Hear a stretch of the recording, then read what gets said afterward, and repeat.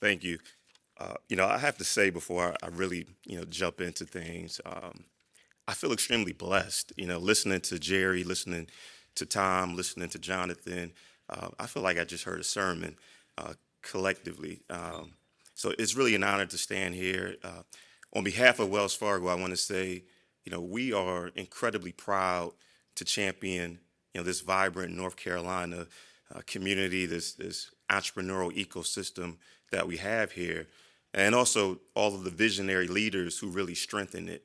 Uh, at Wells Fargo, we understand that innovation is really at the heart of economic resiliency, mobility, opportunity.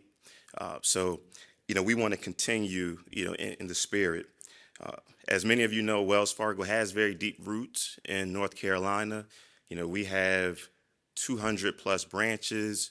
We have nearly 700 ATMs. We have over 35,000 employees. We want to continue to, contribute to a strong economy, that's really built by thriving communities. Uh, just last year, Wells Fargo invested $11.7 million into, initiatives throughout this state. We also have employees who've volunteered more than 180,000 hours of service, towards supporting local organizations. Uh, we responded to urgent needs. We've donated over $1 million to Hurricane Helene recovery efforts, and we continue to support and lead initiatives around housing affordability, um, financial health and awareness, small business growth. You know, I also will say, earlier this year, we made a great decision to partner with NC IDEA.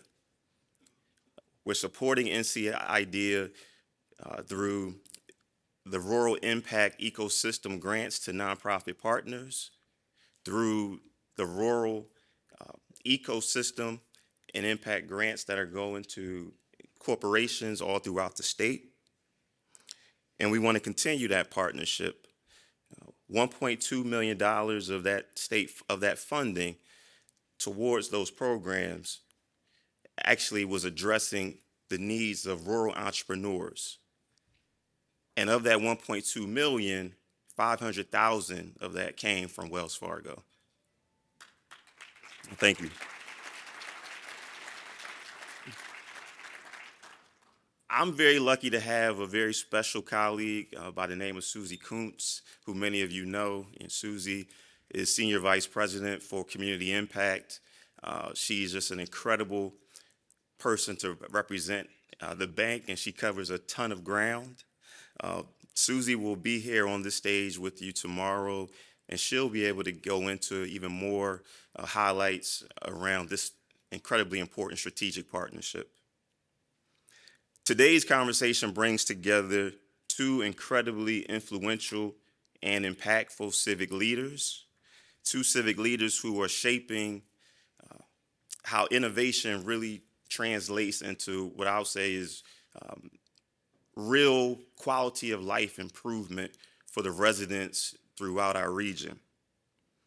We're really honored to be here to play a part in introducing them for this important and timely discussion. So I ask that you please join me in welcoming our moderator today, Tom Snyder, Executive Director for Riot, as well as our distinguished panelists, who many of you know very well. We have the City of Raleigh's Mayor Pro Tem, Stormy Fort, and the City of Durham's recently re-elected Mayor, Dr. Leonardo Williams. And lastly, I'll just say, we deeply appreciate the vision and the commitment that these leaders show day in and day out. And we look forward to an inspiring conversation today. Thank you. All right. Hello. How's everybody doing today? Pretty inspiring start to the day. We're going to see if we can't keep some momentum going. For those who don't know, my name is Tom Snyder. I lead an organization called Riot. We're focused on technology-based economic development, or TBED. We've heard a little bit about that this morning. We have kind of an overarching philosophy that there are entrepreneurs everywhere. We work across the entire state. But when you can drive the high wage jobs that tend to happen in the tech sector and advanced manufacturing, other areas, those high wages are the wages then that circulate through the rest of the economy to your restaurant and your retail, to your arts and entertainment, to all the other aspects that make the communities that we live in the places that are high quality places to live. And so we're going to spend some time today talking about innovation, talking about quality of life, talking about entrepreneurship. Little visionary talk, but hope we can get down into some tactics as well. Mayor Pro Tem Fort is on the way. She is dealing with the many complexities of managing a big city, so she'll join. But thank you for being here, Dr. Williams, and we're excited to hear a little bit about what's happening in Durham. Let's start with just the framing of the conversation is around innovation. Every city wants to be an innovative city. They want to be entrepreneurial, right? That's but beyond kind of the marketing pizzazz of that, like what does that mean? What is an innovative city in your view? Well, thank you for having me, and it's great to be here amongst everyone today. Hello to the Wells Fargo team. It's good to see you all. We keep running into each other.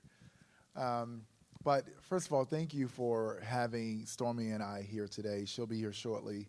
And thank you for talking about this. The data that I was reading earlier is quite impressive, and it's something that we live on a daily basis. And thank you for the work you're doing globally. My father-in-law was Nelson Mandela's general counsel, so I'll let him know that we ran into someone who mentioned him today. So to your question, I will say that having to make payroll, and let me preface this with, guys, I am a mayor of a city, but I am not going to be suit and tied up. I just want to be very honest and very direct and transparent. So I'm not going to be overly formal. I'm just going to speak truth to this moment. As a policymaker and having to make payroll at the same time, that hits really different, and I had no interest in being a politician. Two folks or industries that I thought were just full of air were pastors and politicians. And I had no interest in that. I'm a former educator who turned entrepreneur. My wife and I opened a few restaurants, Zoili's, Akaya, at American Tobacco as a restaurant. And, we are, creatives, and we live in a very transactional way. You sell chicken, you make the money, you pay your staff, you pay your bills, and you pinch off a little bit for quality of life. And then you get in government, and it's like, holy cow, you guys are just wasting money, wasting time. You're focusing on process rather than outcome, or process rather than productivity. You're trying to prevent every mistake there is to make when mistakes are lessons, and then you wonder why bureaucracy is just a barrier rather than, avenues to prosperity. And so now I'm on this whole speaker circuit on focusing on policy and prosperity and that crossroad. And so I am trying to shift the culture inside of the city of Durham to be innovative. How do we, take the mindset of selling chicken for money and paying the bills? In government speak, how do we receive tax dollars from the residents and spend it responsibly and sustainably? And that gets really technical, and so that's where I'm now. I'm talking about innovation a lot. You may have heard me talk about an innovation center downtown, or an innovation district, or convention center, or a grocery store, or more retail where boarded up walls are. The reason why I'm talking about those things is the more money you spend locally, the stronger your small business community is, or the stronger your economy is, the stronger the city is. And one thing I talk about is we want buses to stay fare free in Durham. Well, that costs us $18 million. Well, we can either tax the tax base, or we could, come up with creative ways to generate more revenue. So my goal is to diversify our revenue stream. and do that through the commercial sales tax base. Continue to be attractive. Durham is dope. We're a cool city. But we don't want to keep taxing the tax base for everything and bonding our way through it. That debt service is going to make it unattainable to live there. So we have to get creative, and that means we have to be innovative. Yeah, innovation is at the heart of change, and change is inevitable in every industry, in every walk of life, et cetera, et cetera. I will share, I am the son of a preacher, so I knew storytelling from a very early age and understood the power of the pulpit, right? I'm a politician now, there so you are. There you are. I will share, though, so I came from the private sector. I was in big multinational companies for most of my career, and I have been actually incredibly impressed as I've learned about local government at actually how efficient it is. There are inefficiencies for sure. There are significant challenges when you have few knobs to turn in terms of revenue, although I do believe that with emerging technologies, there's opportunities to create new types of what I'll call utilities or things to drive revenue that didn't exist before. But I guess it's kind of a long-winded way of saying that everything is changing on the political side, on the AI side, as we just heard.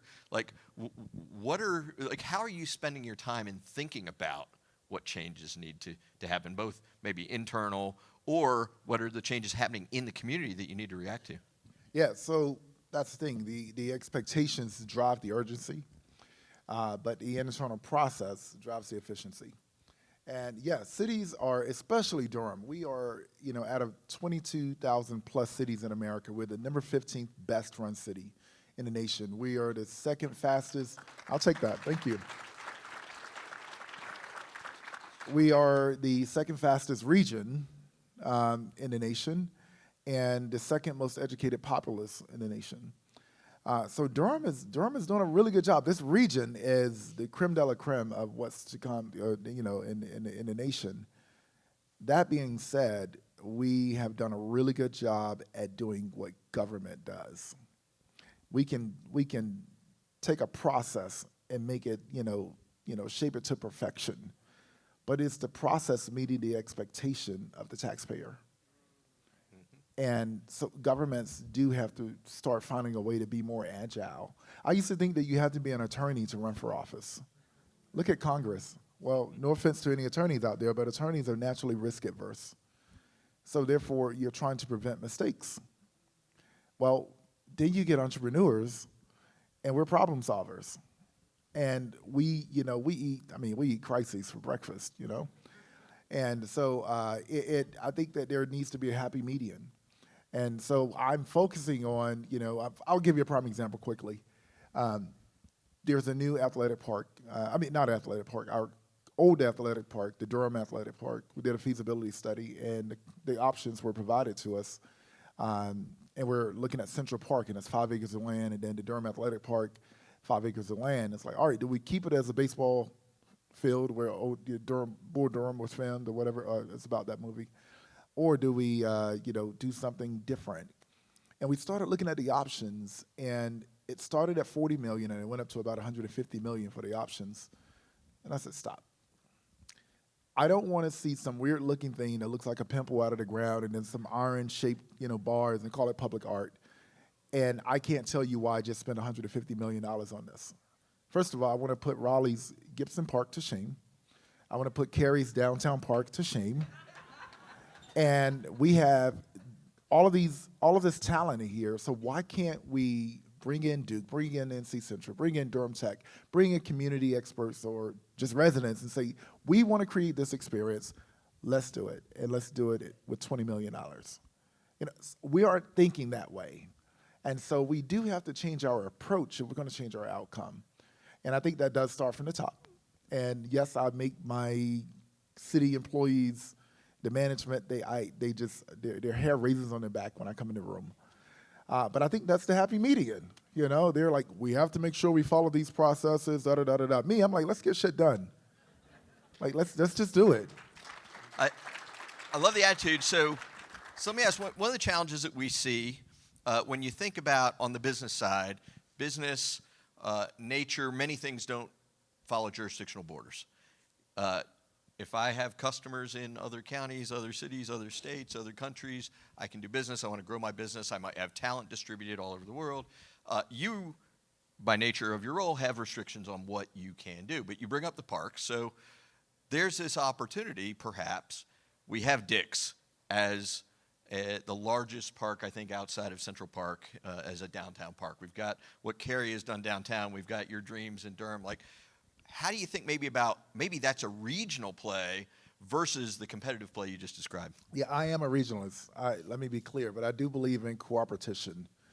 I believe we have to work together. I think we have to work together. I think we make each other better. Iron sharpens iron. But I didn't say Durham was the second fastest growing city. I said this region was. Durham isn't alone the second most educated. This region is. And so we have to, celebrate our wins together. And the reason why we're standing above the rest of the nation is because of our regional approach. Now, how do we get the community to feed into that? That's another challenge called politics. And I'm working on that. We have some trickle-down stuff going on from Washington, and we could either be victim of what's happening nationally politically, or we could be the model. And I do think that starts with leadership.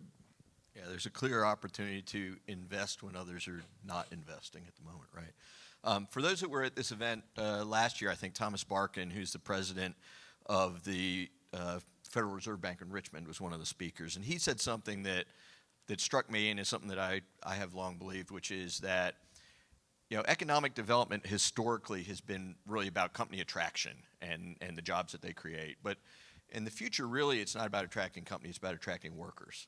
And there are a number of reasons. One is that when there is a lot of workforce, companies want to come to that workforce. But a second is because so much of the workforce is able to work remote now, remote workers in your community are bringing income from other places into your community where it recirculates in the community. And first I'll ask, do you see any shift in the attraction of companies to instead the attraction of workforce? And what is it that you think are the key things that attract people to want to live in Durham or live in this region? Yeah, I think salaries and job opportunities used to really drive and attract people. Now I think it's quality of life. And we have to be conscious of that. I mean, the city of Durham is 95% back in the office, but we also are a front-facing, customer-facing organization, and I do think that's important. I also believe that we are slow as a local society or economy. We're slow to respond on the new way of life. It used to be about home, work, and back home, and then whatever is in between. Now I do believe it's home and third spaces. And work could be flexible. And so we have to design cities around that new behavior. So post-pandemic, it's been really tough. I have a restaurant at American Tobacco. On paper, I also have a restaurant at Brightleaf Square and one on Duke's campus. My restaurant on Duke's campus is doing very well because it's a concentrated base of people. My restaurant at Brightleaf Square, I closed it.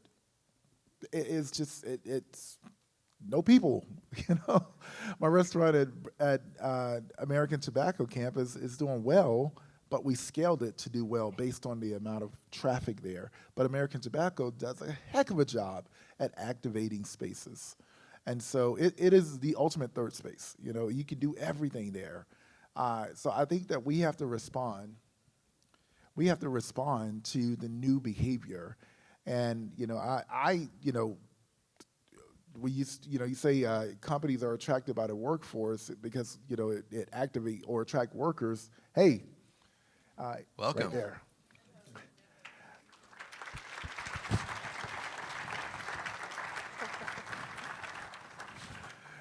It attract workers, but those workers are here. So I would say, the workforce or these jobs activate people, and we are the workforce. We are the talent, the pipelines. So, hey, Stormy. Hello. Another thing about that regionalism, it's really important that your elected officials know each other very well. Very well. Super close. So, cool. Well, wonderful. Thank you for joining us. I know you're very busy. We've been talking a little bit about just innovation, the ties to kind of new technology innovation and economic development and the importance of having the right workforce, the right ingredients. You mentioned Mayor Williams said an innovation district concept a moment ago, and we're talking about place. Maybe, Stormy, I'll ask you to weigh in on, like, what are the ingredients of place that allow, say, a small business or startup ecosystem to thrive? And I just want you to know, I was talking sweet things about you all. I said, I Thank you. love Thank Gibson you. Play Park. Yeah, and they dropped me at a different location, so that's why I'm late. I apologize, y'all. They had me at the convention center, and I walked in, and they said, "What are you doing here?" I'm like, "Oh, I thought I was on the panel," but they said, "No, not here." So, but one of the things I will say is when you look at this region, and I can speak specifically to Raleigh, we're frequently on the top 5 or 10 best lists. So best places to live, best places to raise a family, best places to start a business. And so I think that is a testament to the strength of the economic development system that we've got within the city of Raleigh. And one of the things that we talk about a lot is, how do we attract new things to the area? So how many people know that the Raleigh area or this region is on the top 5 list to get a Major League Baseball team? Raise your hand if you know that. Okay, not that many people know that. So I guess it's a secret. We don't want it to be a secret. We want everybody to know that because of the economic impact that would generate for us having a Major League Baseball team in this area. How many people know what the economic impact would be of having a Major League Baseball team come into the Triangle area playing, I think it's 82 games, home games a year? Anybody want to take a guess? 1 billion, you're low. People are like, what? You're a little bit high, Steve. About $3 billion of economic impact if you get a Major League Baseball team in this area. So the fact that we're even on that list and we're being considered, our friends in Charlotte are trying to steal it now. They weren't interested originally.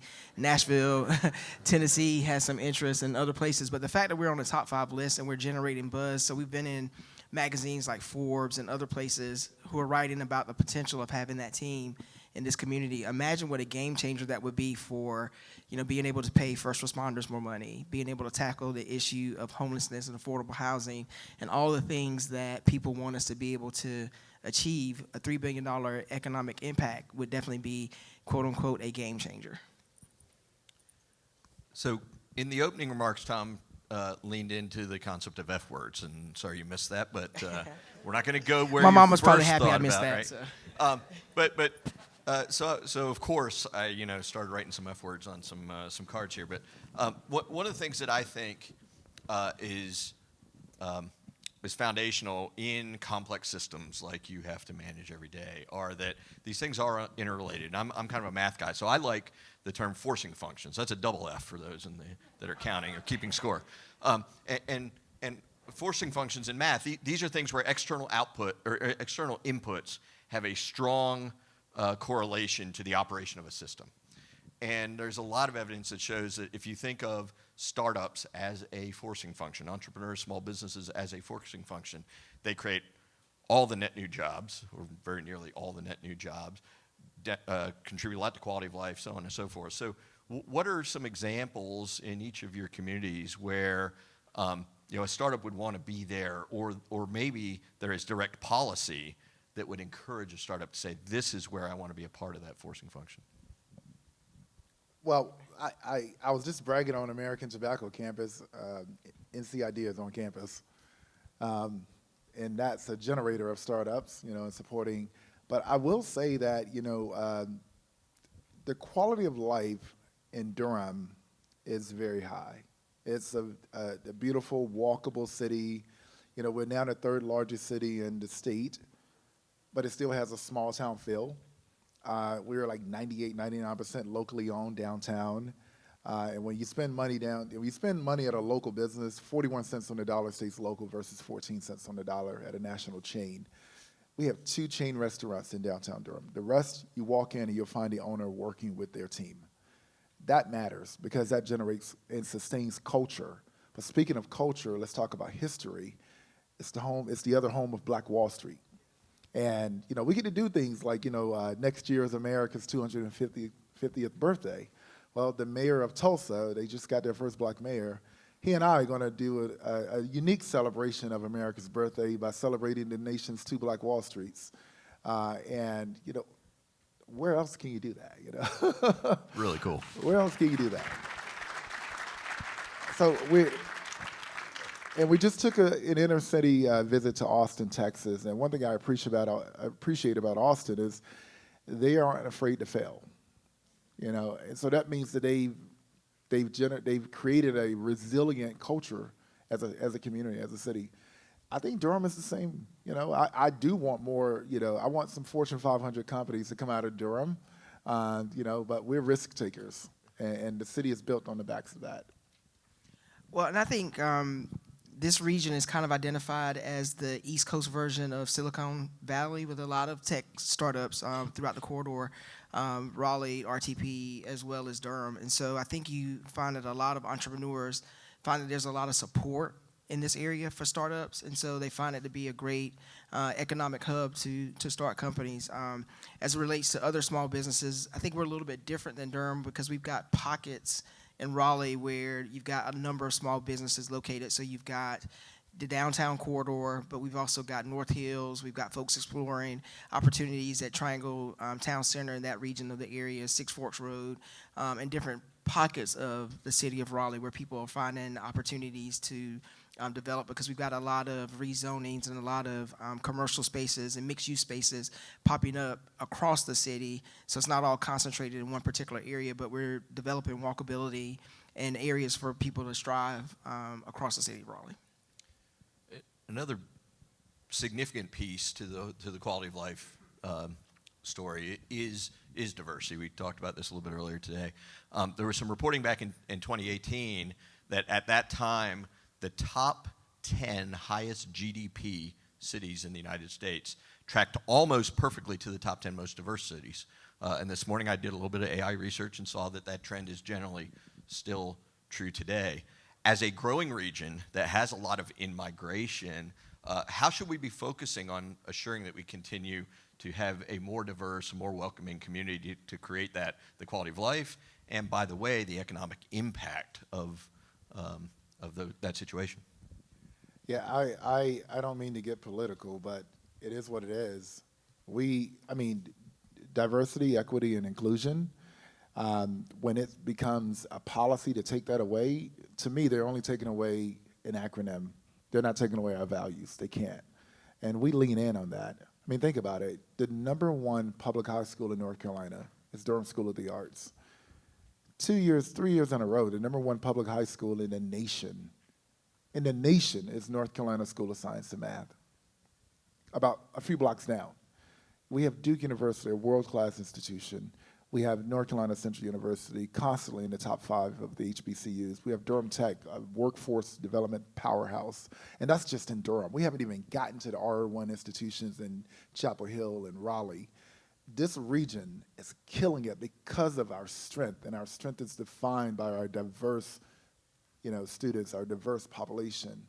And so we know what works. We're not going to let anybody in Washington, we're not going to let any senator or congressman or representative take that away from us. And we are defiantly the Triangle. And I'll stand on that business any day. It's good business. And one thing I'll say, getting into politics a different way, look at the leadership across the boards and commissions of the City of Durham, Durham County Commission, Durham School Board, as well as Wake County, City of Raleigh, and we've got 11 municipalities in Wake County, so look at the diversity of leadership across those municipalities, the county system, as well as the school board system. And so I think leadership, where you've got diversity in place, it matters. And so that helps shape policies and inform decisions as relates to how to help businesses that are historically underutilized and don't necessarily get the opportunities, how to kind of open that door and create a space for those businesses to not only exist, but to also be able to thrive is very important as well. How many startups do we have in the room, or founders in the room? Just raise your hands. Right? So another one of the F words that we talked about this morning briefly was funding. And there are cities around the country that have decided they're going to start getting in the funding game. And I'm not going to press for any political commitments here from either of you, but for example, Detroit just this year launched $700,000 in public money to give non-dilutive grants, like NCIDEA-style grants, $15,000 and $50,000 grants. They've deployed about $300,000 in capital, and they're already measuring what they believe will be close to $1 million in ROI off of that. Philadelphia has about a $2 million project that they've been running for a number of years. They've seen 12.5x return on private capital investment, follow-on funding, more than 600 jobs created from less than $2 million spend. That's a whole lot higher job to dollar ratio than most of our economic development incentives that we give to big companies, which, by the way, those big companies almost always default on them. Like, how do you think about funding? To your point earlier, there's not a lot of money in local government to just cover the IT team and the parks and so on. But this is a competitive landscape that we're in for the companies of the future. Just how do you reflect on the role of the public sector in the funding equation? Yeah, so one thing we've learned about the Trump administration is, Oh, sorry. ChatGPT is going to give us an answer. I love it. I wasn't planning on that, but okay. One thing we've learned about the current administration is, while it's been restrictive in some areas, it's forced us to be creative. And while it's not an F word, it sounds like it, but philanthropy has to fill the gap. It has to fill the gap. Honorary F word. I was invited by Bill and Hillary Clinton to the Clinton Global Institute initiative, and I really didn't know what it was. I was in the middle of elections. I wasn't paying attention to a lot of things. But I get in the room, and it's 5 mayors, and there are like 25 heads of organizations, GoFundMe and the Pew Charitable Trust, the Gates Foundation. And basically Hillary said, sitting directly across from me, she looked around the table, she said, I know what you all do, but you need to change what you do and start thinking about how you do it to where you're better responding to the needs of local governments and filling in the gap where the federal government has not or has stopped. And so I'll give you 2 examples. You named those cities. I'll tell you what Durham did. And we kind of learned this from Raleigh. Raleigh, some time ago, we have an Office of Economic and Workforce Development.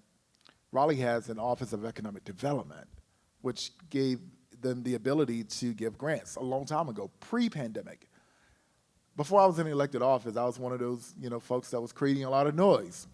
We went to the local government, asked for support during this crazy pandemic thing, and they were not positioned to do so. We kept pushing, and then we wrote a criteria. We went to Duke University. We worked with them. A month later, Duke University put in $1 million in private support, matching it with the city's $1 million and the county's $1 million. And that structure is still standing. And that is how we saved and stopped the closure of every small business in the city of Durham.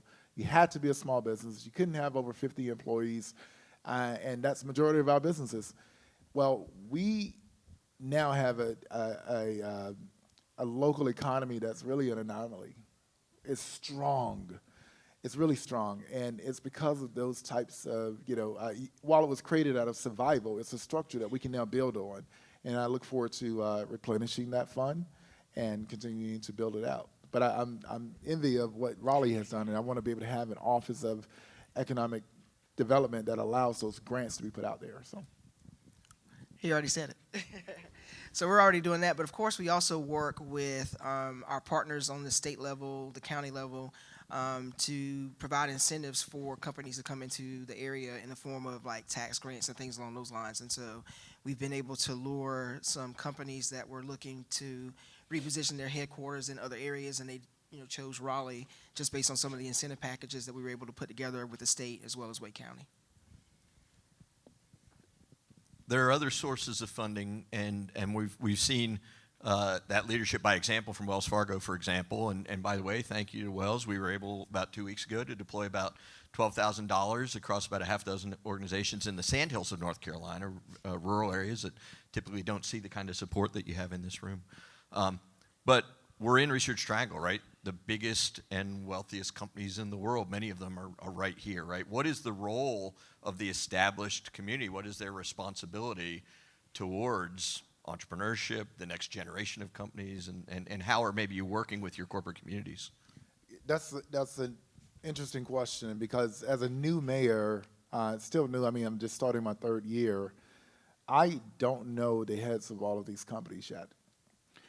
But I go to my chamber and I constantly say, hey, I need you to curate these conversations. I need you to curate, just this advocacy at City Hall because Durham is very diverse. We have, political interests of across the spectrum.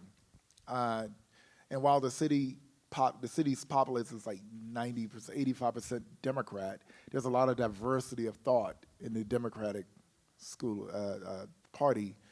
And, you'll find people that say, I'm anti-business, I'm anti-capitalist, and I call myself a conscious capitalist, proudly. But I don't know those folks, and I need to know them. So I told the chamber, I said, listen, put me in front of these guys and women so that I could, be that mouthpiece to talk about how their relationship can be better with us as a city and county. But if we don't go out there and build those relationships, we can't expect them to invest in us. And we have private and local folks like, the Goodmans of, I keep talking about American Tobacco, but they deserve it because they put that work in. But we can't keep going to the same people, asking for, $1 million here, $1 million there, when we have the largest computer visioning center in the world for Dell Technologies, less than 5 minutes here. It's walking distance. The internet of the world goes through the city. NVIDIA is here. ARM is here. Eli Lilly. Some of the biggest companies in the world, and they're quiet behind the trees in the park, and we aren't reaching out to them, and they're not going to come running to us to give money. So really, it's about relationships. That's the real currency. So I plan to utilize my next 2 years to build those relationships so I can ask for that money. And if you're in the room, I want to meet you and let's talk. That's an action item, by the way. Many people in this room, I'm sure, have those relationships. Let's invite them into this session next year. One of the things I would love to see is some sort of thinking outside of the box, and I'll use a specific example. How many people in this room know that Costco deals with housing? A few people know. So what I would love to see is as, for example, Costco is coming into the area, instead of them just building their warehouses, that they use the model that they've used in LA and some other places of building apartments on top of the warehouses. Now, certainly that'd be great for folks who want to go down and get the hot dogs and, you have the toilet paper right there. It's all great. But They just got to fix the parking lot. Yeah, well, we got to figure something out for the parking. But that would be a unique model that I would love to see us be able to do, not only with Costco, but other corporations as they're coming into the area. How do they leverage some of the assets that they're going to have in terms of land and things along those lines to help us with the housing issue? So that would be one of the things that I think would be a little bit different than what we traditionally talk about when folks are coming into the area talking to us about rezonings and wanting to bring in, their new business.